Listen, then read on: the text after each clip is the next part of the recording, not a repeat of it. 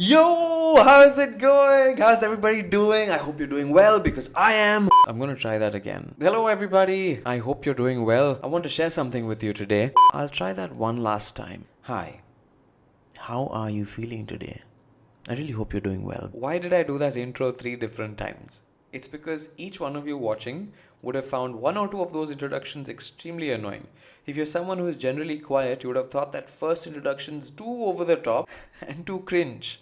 If you're someone who's more expressive, you would have loved that first introduction. So I want to tell you about all three of these introductions in detail and also tell you about which one you should be choosing. The first approach I used was a visual approach. If you're someone who is a visual thinker, who thinks in images and pictures and has a very vivid memory, you also like to talk that way.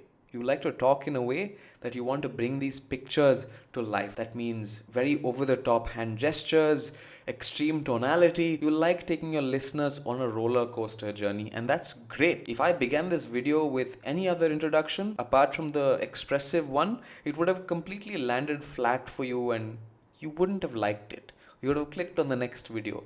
Even when I walk into an auditorium or a theater or a room and I begin with any of the other two introductions, not the expressive one, you just will not pay attention to me because I wouldn't have impressed you. The second approach I took, the medium approach I took, was the auditory approach.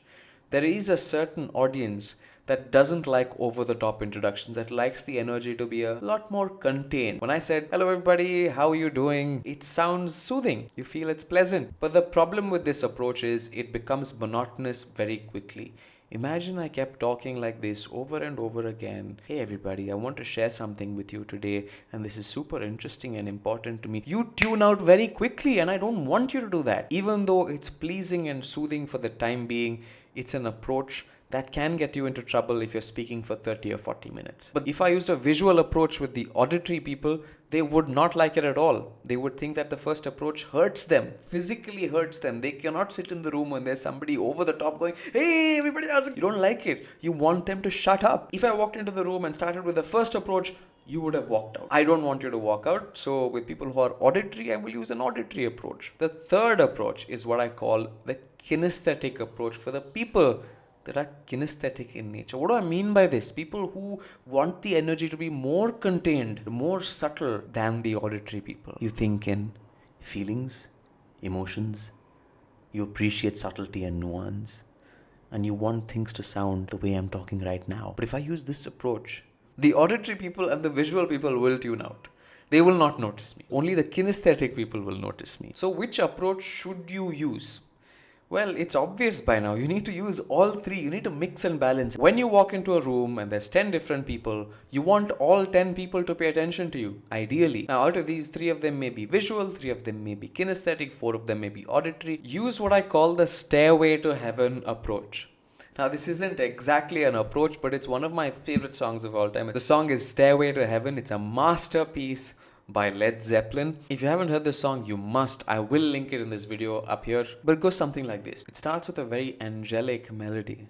Robert Plant, the singer, starts in such a slow and steady fashion. The song starts something like this. There's a lady who's sure all that glitters is gold, and she's buying a stairway to heaven. So sweet. And then the song slowly ramps up, and 2 minutes later, the song sounds something like this. There's a feeling I get when I look to the west. So the song has visibly ramped up in energy. It's gone from kinesthetic to auditory, and then towards the end of the song, the climax of the song, the energy is so high, the tempo is so high that it sounds something like this. And as we wind down on the road, our shadows taller than our soul. It's much better than the way I just sang it. The song has reached peak climax. There's total crescendo, energy, tempo, everything's on the high. And it's visual in nature towards the end. Now, why this approach and not the other way around? Why not start with the visual approach? If you start the other way around, if you start with the visual approach, you're driving the auditory and kinesthetic people away. They will run away. But if you start the other way around, when you do kinesthetic first, the visual and auditory people haven't even noticed you've started. The kinesthetic people go, wait, someone's talking, let me pay attention. And you keep talking, and then you get to auditory. When you get to auditory, you've slowly ramped up. So the kinesthetic people don't feel like they're not at ease, they're still at ease. And all of a sudden, the auditory people start noticing you. Hey, someone started talking, let me pay attention. Hey, this is good. And then the kinesthetic people say, it's been good for 2 minutes. Have you not been paying attention? And then you slowly ramp up again. And then you finally reach the climax where you get to visual, you're bursting with energy. And then the visual people start to pay attention and they start to go, wait, something is going on. Let me start paying attention. This is great. The auditory people and the kinesthetic people go, it's been great for 5 minutes. Have you not been paying attention? This way, you don't lose any of your audience members. You've retained them throughout. You started slow, ramped up the energy, and then you're ending on a high. That's the safest and the wisest way to deliver a massive punch. So that is my suggestion to you.